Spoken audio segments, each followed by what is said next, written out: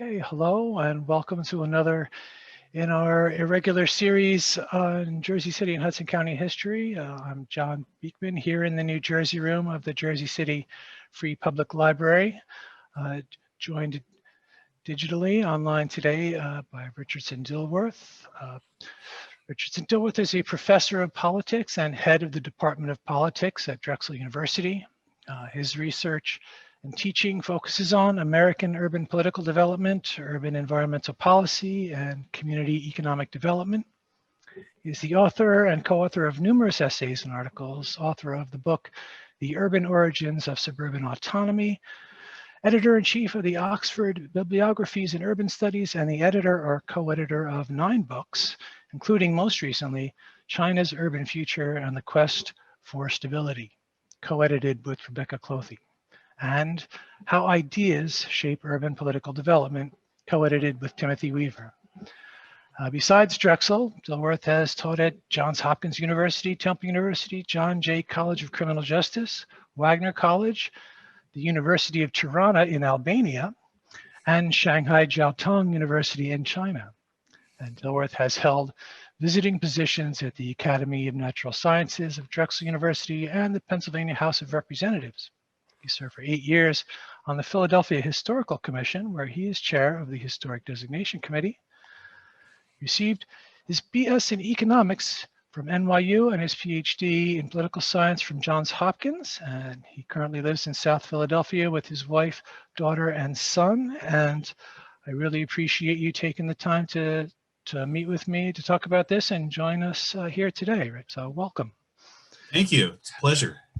So Richard has agreed to come and talk to us today about the research process for his dissertation, which led to his first book, an essential text on the relationship of suburbs to the city, the urban origins of suburban autonomy. Of course, this is an essential topic in New Jersey history, where we have this, what's been called the municipal madness of so many towns and cities and their complex interrelationship in counties. And in particular, a really interesting discovery in the historic newspapers here in the New Jersey room that led to a 2004 article in the Urban Affairs Review called When Cities Get Married, Constructing Urban Space Through Gender, Sexuality, and Municipal Consolidation. So that's an intriguing title, and we look forward to hearing how you got there and what exactly that means. So welcome again. Thank you. Well, I'll just talk a little bit about how I ended up going to the Jersey City Library and what I found there and what led me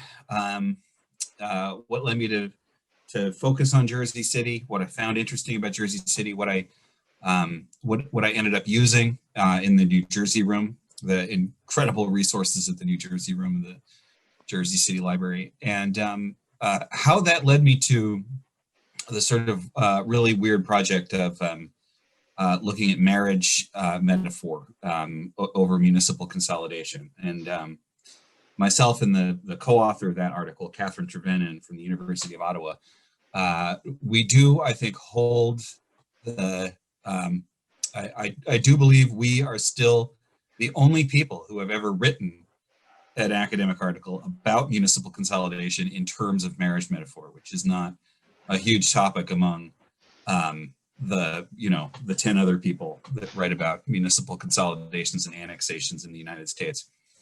But anyway, so what I originally was interested in when I came for, as I was writing my dissertation, was I wanted to understand the origins of metropolitan fragmentation. That is, how metro regions in the United States developed into these sort of urbanized areas that were defined by typically the core central city, surrounded by multiple suburbs.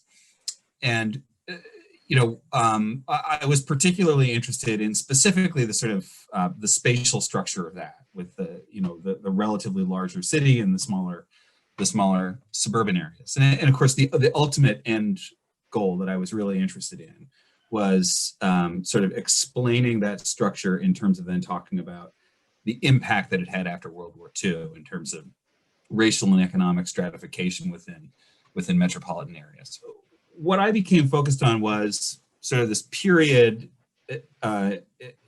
this period of urban history, you know, sort of stretching from the middle of the 19th century to the end of the 19th century, to the turn of the 20th century. Because if you look at that period, what you see are that cities expand geographically, right? I mean, it was almost inherent within a city that you understood the boundaries of that city to be flexible. That is, you know, as urbanization proceeded, the city would annex outlying towns and would sort of grow gradually. I mean, it was a lumpy process because it was a sort of process of geographic expansion by sort of swallowing outlying towns. But by the end of the 20th century, but by the end of the 19th century, at least in the sort of along the East Coast and the Northeast and sort of stretching into the Midwest, that process stopped. Certainly there were consolidations after. So, you know, Indianapolis consolidates with Marion County in the 1970s. But for the most part, you know, the last annexation that New York City ever had was 1898 that created the 5-borough system. I think 1889 was the last really big consolidation for Chicago. Philadelphia annexed once in 1854. It just simply had a city-county consolidation in 1854, and that was the end of it. So, you know, you see these things stretching from the 1850s into the 20th century, but they're pretty much done by 1900. Newark's a slight exception and had a few annexations into the 1920s.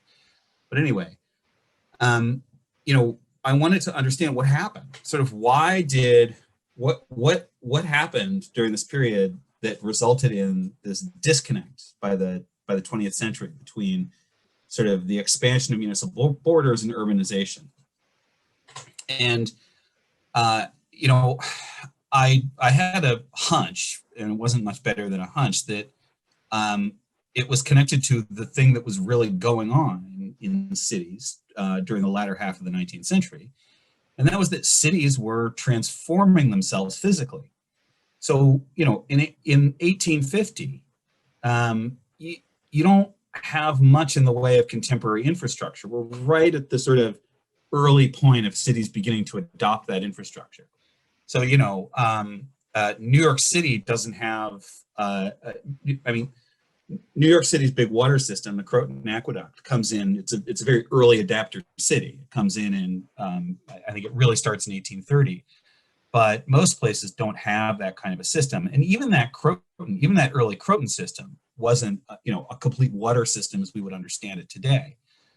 But, you know, within that stretch of time, in that last half of the 19th century, that's the time when you go from cities as this sort of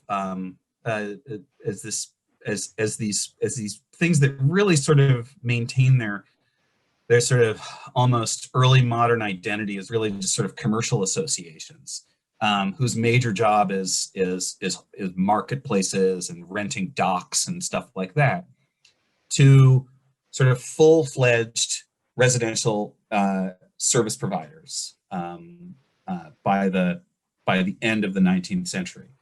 You know, that's when, you know, by the end of the 19th century, you've got comprehensive hydrant systems, comprehensive water systems, sewage systems. You've even got separated sewage systems in some places, that is sanitary and waste sewers. You have comprehensive paving strategies. That is, the entire city will be subject to one paving treatment, as opposed to the earlier process, which was that individual streets would basically charge a special assessment just to have their street paved in agreement with the residents or businesses on that street. Comprehensive street lighting systems, you know, the whole array of things that we think of as a sort of contemporary city was really, that really was in place. I developed this theory, and my argument, my theory or argument was central city infrastructure did two things that were significant. first of all, each city that innovated in infrastructure development really was a sort of moment in creating a civil service, I'm sorry, a civil engineering profession and civil engineering technologies. The separated sewer system was an example of that. That was a technology developed by George Waring on as an improvement to the combined sewer system. The various water pumping systems were sort of refined on the basis of what engineers learned when they built earlier sort of large-scale pumping systems for some of the bigger city water systems and mid-sized city water systems. The whole array, new forms of pavement that were better, experimentations with pavement that didn't work out, like creosote soaked wood block and stuff like that. So you have this sort of learning curve. And one process of that learning curve is that infrastructure systems become cheaper. They, to a certain extent, become mass produced, like various kinds of pumps and street lights and stuff like that, and pavements. And so they become more affordable for smaller and smaller municipalities. So one thing that you see is these outlying areas that earlier in the 19th century, when their populations were increasing, and when they found themselves under pressure in terms of the amount of waste they were creating, their drinking water demands, the sort of increasing unavailability of local water resources as those are polluted, the greater need for street pavements, all those sorts of things. Systems come into place, and there's an increasing supply of engineers who can install them or design them, that it becomes increasingly cheaper and easier for smaller municipalities to install their own infrastructure. Whereas previously, they would have essentially had to be annexed to the central city in order to gain access to waters and sewers and stuff like that, water systems and sewer systems. And of course, that's also that's more complicated for sure. I mean, it also depends on the actual the actual watershed and the physical features of the watershed and whether or not a city was a first mover. So, you see this in Westchester County. The fact that the Croton Aqueduct goes through Westchester County creates a sort of set of legal disputes and questions about whether or not those suburban municipalities in Westchester County can tap into the Croton Aqueduct that runs through their territory. So, I mean, it all depends, obviously. And you do still see the very prominent New York City DEP signs around all those aqueducts up in what we down here would call upstate New York. Anybody north of Poughkeepsie would laugh at us, but sorry, go ahead. No. Anyway, so that was one element. The other element was that practically uniformly. The other thing, of course, you have in the latter half of the 19th century are the rise of these sort of prominent political rings and political machines. And of course, part of that is also a product of the changing press. So you have a lot more press attention. You have Thomas Nast drawing cartoons of the Tweed Ring, and you've got exposés by the New York Times. You've got James Bryce portraying the Tweed Ring in American Commonwealth from 1888. So, I mean, you have these portrayals, but of course you also have genuine corruption. I mean, they weren't making these things up. So they really were.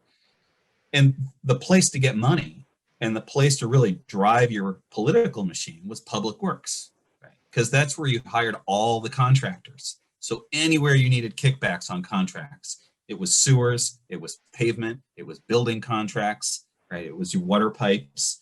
All that stuff made it so easy to basically make an agreement with the contractor to overcharge the city and then kick back a cut to you of that overcharge in in agreement for the benefits of getting that, of being able to overcharge the city. And to a great extent, you're not using that for your own personal good, right? You're using that to get effectively some form of walking around money to build up your political alliances, to build up your political machine that you're using to sort of grease the wheels of that system. And this is, of course, also the time of what we already have in place, which is mass movement political parties. So you have to activate those party workers. You have to activate those party functionaries. You have to get out the vote. And that kind of money stream that infrastructure makes possible really helps in that party building process that, right, is the origins of the political machine. And in the absence of any sort of organized social services, that redistribution of wealth, could be viewed as a grossly inefficient and unfair, but also, the replacement for, redistribution of the wealth. As you say, walking around money goes to, the guys on the corner and their families, so it's. Yep. Yeah. There's nuances there for sure. Nuances, undoubtedly deeply unfair in many respects. But yeah. So anyway, but of course, the one thing is everybody knows about political machines. Everybody knows that corruption focuses around public works. Right? The New York Times helped point that out. I mean, part of the Tweed ring was the fact that Tweed wasn't just a state senator for a long time. He was also the head of the Board of Public Works in New York City.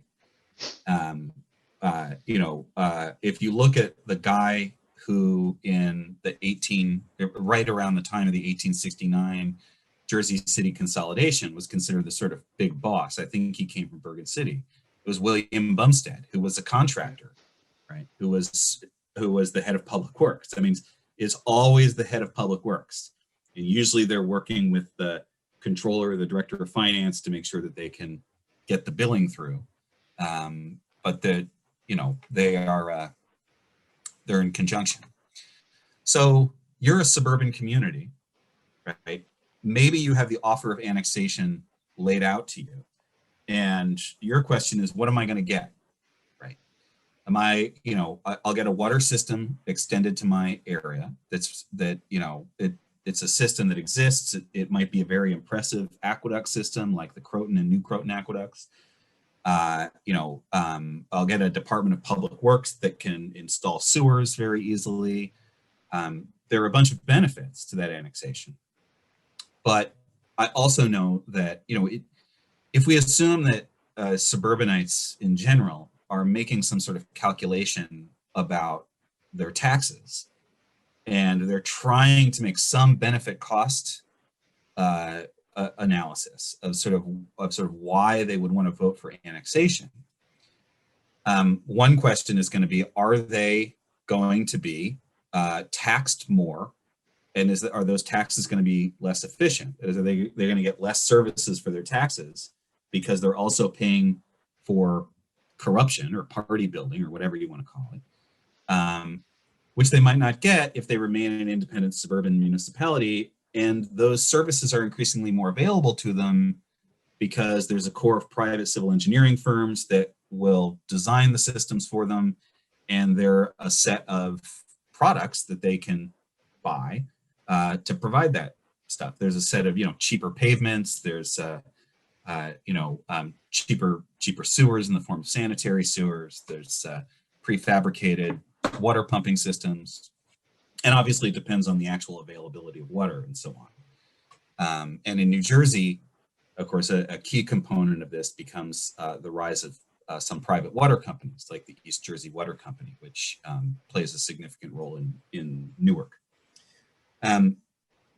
So the question for me was, on the one hand, infrastructure development in cities is this incredibly powerful engine that really holds out a lot of carrots to suburban municipalities to want to be annexed, but it also comes with a lot of things that suburbanites might think aren't so great, and they're increasingly able to sort of purchase their own services.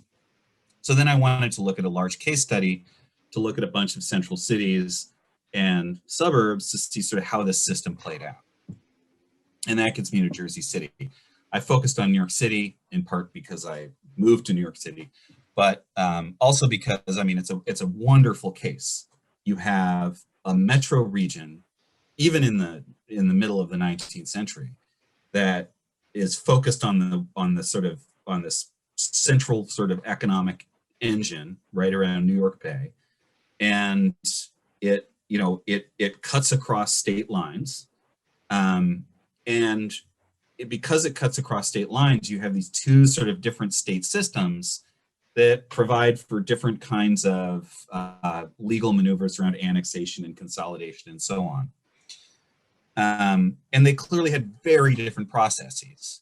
Right? On the New York side, you result in this gargantuan sort of municipality that swallows up 5 counties. And at that point, 4 counties until the Bronx becomes a county later. But on the other side, right, you've got these 2 sort of big cities, Jersey City and Newark, in 2 separate counties. And they never fully sort of expand in the way that New York City does, despite wanting to at various times in their history. So it was a terrific, case sitting there to be able to have all of these different sort of forms of cities and suburbs and counties and so on and so forth. And of course, there's amazing resources. So, I looked at the growth of New York City, and then in New York City, the first annexations are 3 towns in Westchester County, West Farms, Kingsbridge, and I forget the name of the other town. But anyway, there are 3 towns that are annexed to New York City in 1874. So New York City, when it was originally established under an English governor, was basically created as the entire island of Manhattan. So the village of Harlem was absorbed, I think, in the 17th century, maybe the 18th century, as part of New York City. And so the whole island of Manhattan has virtually always been essentially the city boundaries up until 1874, when those boundaries moved across the river into Westchester County. And then in 1894, you have the big vote of all of the municipalities in other parts of Westchester County, in Queens County, Kings County, and Richmond County, Staten Island. I charted and I chose a few case studies, and for 1874, I looked at why Yonkers wasn't included. So Yonkers was the northern, the closest city, and I looked at why it wasn't annexed, and I looked at the construction of its waterworks. I looked at Mount Vernon and why it wasn't included ultimately in the 1894 vote or the 1898 consolidation. And I looked at Brooklyn. I looked at Brooklyn being a weird case because immediately prior to the 1894 vote, Brooklyn itself consolidated with a bunch of its surrounding cities like Williamsburg. And it was only because it annexed those outlying cities that the vote went in favor of annexation to New York City. And then I looked at Long Island City and a few other places like Flushing in Queens County. Long Island City being an especially interesting example, which I'll talk about in a second. Then on the New Jersey side, I looked at Jersey City, and I focused especially on the 1869 vote when all 11 municipalities in Hudson County voted on whether or not they wanted to be included in a consolidated Jersey City that would have been all of Hudson County, with weird sort of details. So by the state authorizing legislation for that vote, any cities that voted in favor of consolidation would be consolidated with Jersey City, but only if they were contiguous. So, I mean, I think if you think of the complexity of that vote, that means if you are in Union Township, right, and you vote in favor of annexation, you don't know if you're going to be annexed because Hoboken has to vote in favor. And West Hoboken, yeah. Yeah, West Hoboken. And Union Township and Union City and Union Township voted in favor, but didn't get annexed because they ended up not being contiguous. And we should just back up here in case, some folks don't know. Jersey City originally, and we shouldn't spend too much time on this, was originally just what we call Paulus Hook in the downtown section today. And there was, at that time, there was the township of Van Vorst, and there was Hudson City, what we would call the Heights neighborhood today. And there was the original Dutch village of Bergen up on the hill, which had become briefly a city of Bergen. And just your chapter in your book does a great job of fairly efficiently untangling all of this. But we don't want to go too into the weeds of that today. But just for folks who are viewing who don't understand that Jersey City originally started out as just a very small piece of what's today Jersey City, and grew during this process that you're describing. So, sorry, go ahead. One of the more interesting things to me is if in 1869 had Hoboken and West Hoboken voted to approve annexation, Weehawken, which was created as essentially a tax shelter for the Hoboken Land and Improvement Company, would have just been this tiny little municipality completely surrounded by Jersey City in Hudson County. Anyway, that's neither here nor there. So anyway, I looked at the reasons for why basically Bayonne voted against consolidation, why Hoboken voted against consolidation, why Bergen and Hudson cities voted for consolidation, and ultimately were the only two municipalities that were consolidated to form part of the contemporary boundaries of Jersey City. And then between Bayonne and Jersey City at that point was the town of Greenville. And in 1869, the residents of Greenville voted against annexation or being consolidated. But then in 1873, reversed themselves and voted in favor. And so ultimately, it's Greenville, Hudson, Bergen, and the original Jersey City that form the contemporary boundaries of Jersey City. Unless something else has happened since I was there. No, a certain amount of made land keeps getting added, but that was right. that was before you were here. But yeah, so it's just the city has expanded just because the marshes continue to be filled, and we have Society Hill and Country Village, which were essentially on the Hackensack River side, or were basically on made land, and Port Liberté over on the New York Bay side. Sure. Huh. Well, so anyway, and then I looked at Newark. I won't talk about it too much, but I looked at the Oranges, and I looked at Vailsburg, and I looked at several other places that were annexed and some places that weren't annexed, and made another sort of argument about Newark. Anyway, so that was my argument, and obviously I worked a lot at the Jersey City Library. In New Jersey, I worked at the Bayonne Public Library, the Hoboken Public Library, Jersey City Free Public Library, the Newark Public Library, the New York Historical Society, a tiny bit at the New Jersey State Library in Trenton. And, I have to say, in my experiences, the Jersey City Library was the best because you have open stacks. I mean, I could go back into that collection. And at the time, I basically had free reign to walk around. To check out all the annual reports of the Jersey City Board of Water Commissioners, and a really incredible collection. I don't know if you're still allowed to walk back there. So, sadly, no. We've increased for the just security of the collection and the preservation of it. The room has been redesigned, so it's not the rabbit warren of piles of things that you might remember and that I saw when I first got here. It was there. I mean, regardless, it's a great collection. Jersey City's history too, I have to say, is in many respects, I think, one of the more fascinating urban histories. And of course, not just because of Frank Hague, but I think just in terms of its development and the really sort of rich history of urbanization in Hudson County.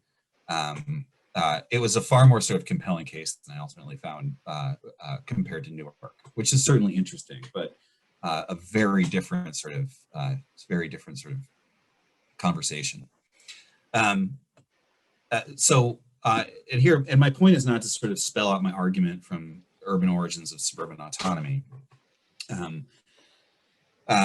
You know, suffice it to say that I spent a lot of time looking at the Board of Water Commissioners and the fact that Jersey City was very, very innovative in terms of creating, in terms of building a comprehensive sewage system at the same time it built its water system in the 1850s. Wasn't so innovative in using Passaic water, but, you know, you know, various machinations around the associates of the Jersey Company and all that. But here, the thing I really wanted to get to, 30 minutes in, is to, so when I started, I was focused on 1869 and this fascinating consolidation in 1869 and this weird vote. You know, I became aware of this earlier consolidation from 1851 of Vorst Township and Jersey City. And so I went back and I looked at the Daily Telegraph and the Sentinel and Advertiser. And those are the right names, right? That's right, yeah. Yeah. You know, I tried to get a sense of what the dynamics were for this this consolidation, and it was a vote. Right? So in 1851, there's a new city charter that you know, the state legislature, clearly at the bequest of sort of elites, primarily from Jersey City, asked for a new city charter that, you know, provides for a new structure of city council and I think somewhat greater bonding authority and all that. But it also schedules a vote for the consolidation of Jersey City and Van Vorst. And the fact that it comes with a new city charter suggests that it almost was considered sort of a foregone conclusion, maybe. I mean, it's very hard to sort of suss out the motivations. But it was scheduled as part of this. And so I'm trying to understand it. And it's clear, you know, it's clear that there's a very clear political element here. So at that point, of course, the sort of the company that founded Jersey City, the associates of the Jersey Company, had interlocking directorates with the railroad, the railroad company, and they, you know, they controlled Jersey City as an economic engine for themselves and as a point of as an endpoint for the train. And it appeared that one of the maybe even just byproducts of the purported annexation was that there were, or that maybe the entire charter was that there were a set of residents who were attempting to sort of break the city free of the economic interest of the associates.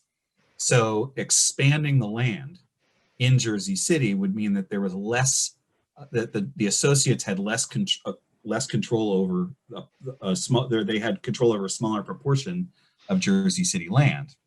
And this was something that you saw in 1869 as well, in terms of trying to expand the coastline for Jersey City. So, you know, you could see these things going on. But the thing that was most striking as I'm reading this, and none of it ends up in my book. In fact, I hardly talk about that 1851 consolidation. It's mostly about the charter, the 1851 charter change. But as I'm reading this, the thing that strikes me the most is, and keep in mind, I've read a lot of 19th century newspapers by now, because I've, you know, been skipping around to Newark and Yonkers and Mount Vernon. I'm really struck by the degree to which this consolidation, about which there are lots of articles in the Telegraph and the Sentinel and Advertiser, takes place almost entirely in terms of gender metaphors. That is, Van Vorst is a blushing bride. Van Vorst is, you know, in trouble because she's found herself a little in debt, and she kind of needs to maybe get out of this situation. And she's looking through her window, and there's a very strapping gentleman, Jersey City. And Van Vorst is referred to as Miss Harsimus, as, you know, alternately. You know, then, you know, there are various sort of But if Jersey City gets a little too aggressive, then there are warnings to say sort of like, take it easy. This isn't a done deal. Ms. Harsimus is coy and might change her mind. I guess as you've pointed out, there are articles that practically literally suggest that the municipalities are going to procreate because there will be a much bigger population coming to the cities when they're formed and when they consummate this union. I mean, it's an obvious metaphor in some respects. Obviously, it's a consolidation and it's a marriage, but the extent to which it is almost exclusively discussed in terms of a marriage metaphor, with consistent gender roles for Van Vorst and Jersey City, was really sort of striking. And of course, I'm writing about sewers and water, and I don't really have time to do something about a culture, some sort of cultural study of municipalities, but I keep all the articles, and I'm sort of, I keep thinking about what to do about them because it's just so weird. So I finished my dissertation or whatever, and then I contact a friend of mine who, Catherine Trevenin, who wrote the article with me, and she's sort of a political theorist who does sort of some gender studies, and she's at the University of Ottawa now. I handed her the articles and said, "What do you think?" She thought they were really neat, and wanted to work on them. And I want to point this out. I mean, first of all, I think the great thing for me was the fact that there are the kind of resources in the New Jersey room where I could basically come and effectively just read the newspaper from 1851 all day to find. I mean, it's the real sort of it's that real just sort of the luck of finding things that sort of that provide a picture of the world that you didn't know existed previously, and a dimension of urbanization that had never really occurred to you. I think it's certainly well known that urbanization plays a role in changing gender roles, and that the 19th century women's movement from the mid to the late 19th century sometimes deploys municipal employment as a sort of potential avenue for women to enter the workplace, to sort of say that, keeping a city clean is the same as domestic work. And shouldn't women be in charge of sanitation in the city because it's effectively part of domestic work of keeping the city clean? And that's a sort of means of extending a woman's sphere into sort of actual employment. And you see that and especially in the 1890s, you'll see stuff about that that we mentioned in the article. But this weird stuff about consolidation and the connection between consolidation and gender was something that is just not something that's discussed in the decent sized literature about sort of the role of changing gender roles in urbanization in the United States. And here I just want to point out a few things. And I think the thing that I was sort of left with the most in terms of thinking about that is the realization that in the 19th century, especially as far back as that the Van Vorst Jersey City consolidation, there really are people just trying to grapple with how you comprehend the sort of categories that we take for granted. There's, the idea of city and suburb is not particularly well formed. I mean, those are terms that are known, right? But the meaning, especially in the United States, isn't particularly clear. Places are still trying to define themselves, and it's often unclear specifically, I think, what a suburb means. So there's Hoboken, the suburb, which consciously tries to create itself as this sort of magical place with the Elysian fields and this sort of thing. And then there's Brooklyn, which is both a city of factories, but also portrays itself as sort of the more virtuous suburban city next to New York prior to its consolidation.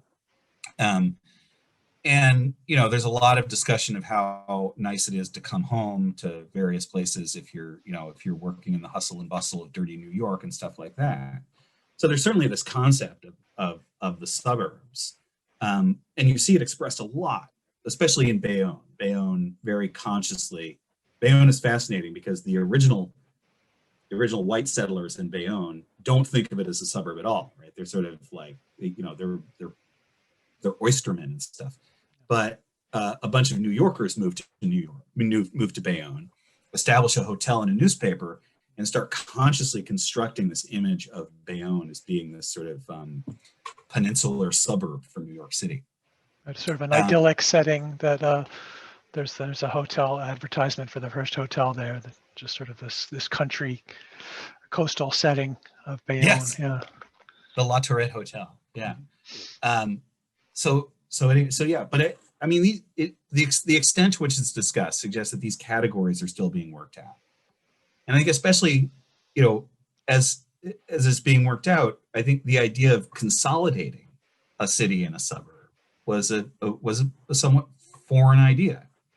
The other thing was you couldn't really justify it economically because nobody knew. I mean, there just wasn't enough information, right, to be able to say, oh, this is really going to make a lot of sense.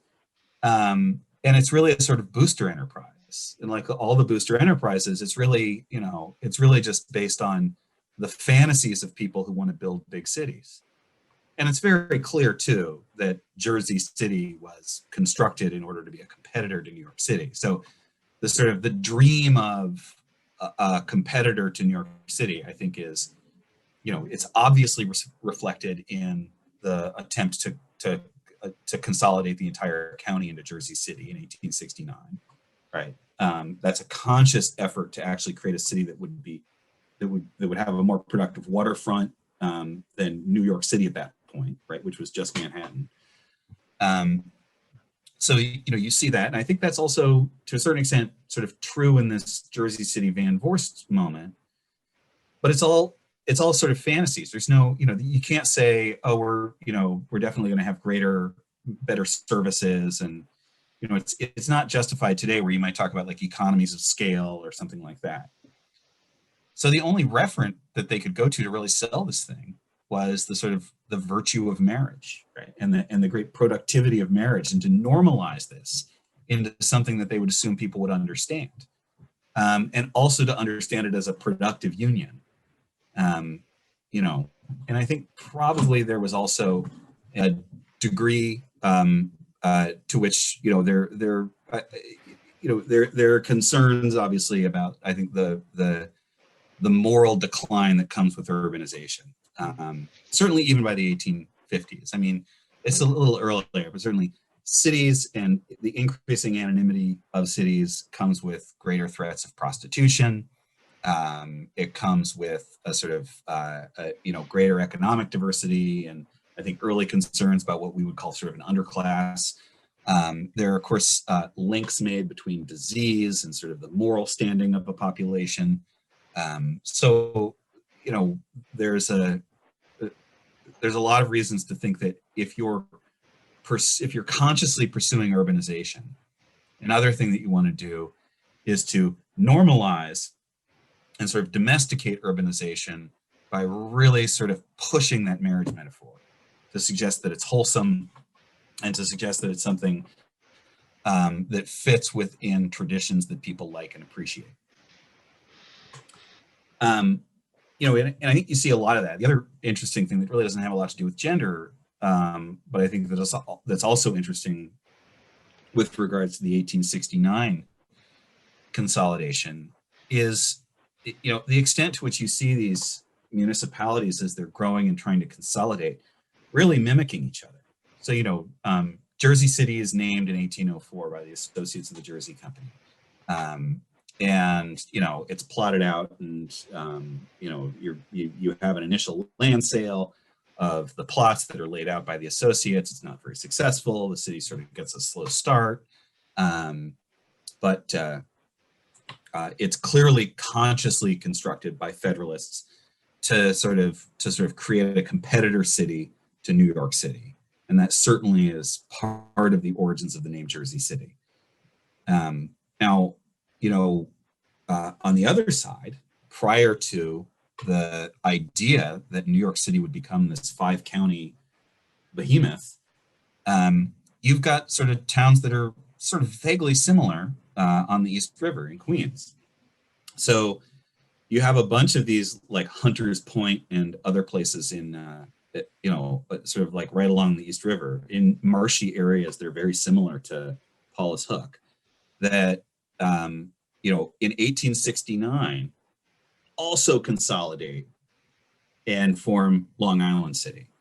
Very clear sort of mimicking an attempt to sort of consolidate to try to create these competitors.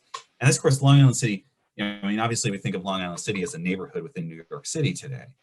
But when it was created, there was no sense that that area was ever going to be consolidated as part of New York City. Right? I mean, it was a conscious attempt, a much, much, much less successful attempt to create a sort of competitor city.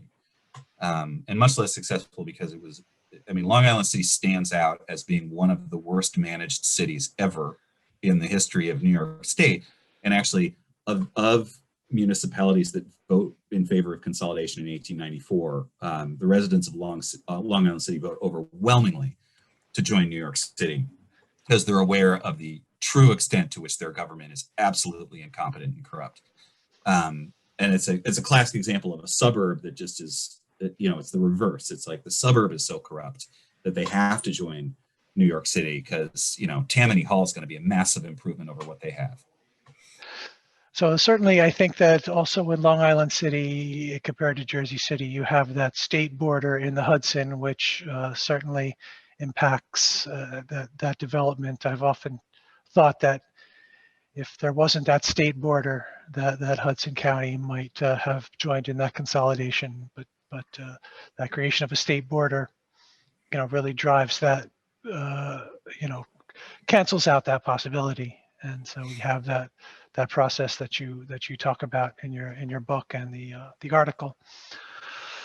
So, and the gender metaphor, I really appreciate you talking about how the research drove you and what you find there and being willing to follow those leads. And it sort of took me back to those articles. And I will mention that we are working on digitizing some of those smaller run 19th century newspapers, so people will be able to browse through them online before too long.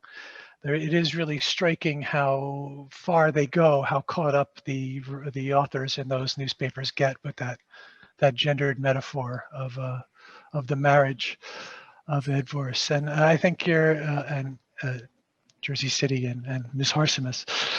I think it makes I go so far as to say that if you look at the history of the township of Van Vorst, that probably the majority of that history is told in terms of Van Vorst being a human woman.